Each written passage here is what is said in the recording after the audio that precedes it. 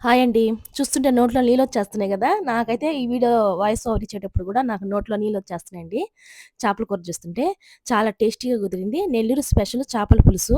ఎలా చేసుకోవాలో చూద్దాము. వీడియో మొత్తం స్కిప్ చేయకుండా చూడండి. అంటే నెల్లూరులో స్పెషల్‌గా స్పెషల్ ఏంటంటే నెల్లూరు చేపల పులుసు అంటారు. సేమ్ ఎలా చేస్తారో అలాగే చూపిస్తున్నాను మీకు. స్కిప్ చేయకుండా ఈ వీడియో మొత్తం చూడండి. చాలామంది చేపల కూరలో అల్లం పేస్టు, గసగసాలు ఈ మసాలా అన్నీ వేస్తారు. ఇవన్నీ వేసుకోకూడదు. నెల్లూరు స్పెషల్ చేపల పులుసు అంటారు కదా! సేమ్ అలాగే నేను వీడియోలో చూపిస్తున్నాను. సేమ్ నేను చూపించినట్లుగానే ట్రై చేసి నాకెలా వచ్చిందో కామెంట్ చేయండి. ముందుగా దీనికి కావాల్సిన పదార్థాలు ఆనియను, పచ్చిమిర్చి, టమాటా, మామిడికాయ, కొత్తిమీర, కరివేపాకు. మామిడికాయ అనేది కంపల్సరీగా వేసుకోవాలండి దీంట్లో. లేదంటే బాగుండదు కర్రీ. తర్వాత చింతపండు నానబెట్టి పెట్టుకోవాలి.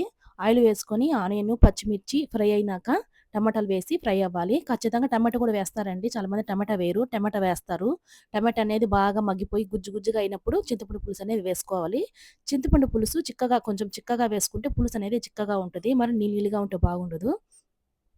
టమాటా అంతా ఫ్రై అయినాక కారము, పసుపు అన్నీ ఫ్రై అయినాక చింతపండు పులుసు పోసుకొని, తర్వాత అవి కొంచెం ఉడికినాక ఈ చేప ముక్కలు, మామిడికాయలు వేసి ఉడకబెట్టుకోవాలి. ఇంకా తర్వాత దించేస్తాం అనంగా కరివేపాకు, కొత్తిమీర వేసుకోవాలి. దీనికి లాస్ట్ మసాలా వచ్చి ధనియాలు, జీలకర్ర, ఆవాలు, మెంతులు దోరగా వేయించుకొని లాస్ట్ ఇంక దించుతాం అనగా 5 నిమిషాల్లో దించుతాం అనగా ఈ మసాలా అనేది పైన జల్లుకొని ఒక 5 నిమిషాలు ఉడకనిచ్చి స్టవ్ ఆపేయాలి.